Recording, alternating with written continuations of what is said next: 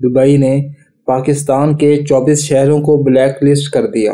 یہ اب ان 24 شہروں کے لوگوں کو ویزے نہیں دے گا۔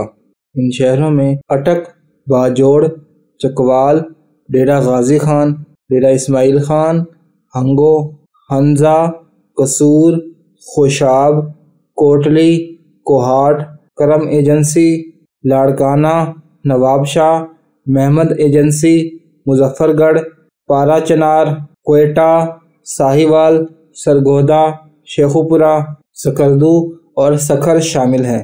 ان شہروں کو ایجنٹوں، ویزوں کے غلط استعمال اور جعلسازی کی وجہ سے بلیک لسٹ کیا گیا ہے۔ اس طرح UAE پہلا ملک بن گیا جس نے ہمارے شہروں کو باقاعدہ بلیک لسٹ کر دیا ہے، اور اب ان شہر کے لوگوں کو دبئی کا کسی قسم کا بھی ویزا نہیں مل سکتا۔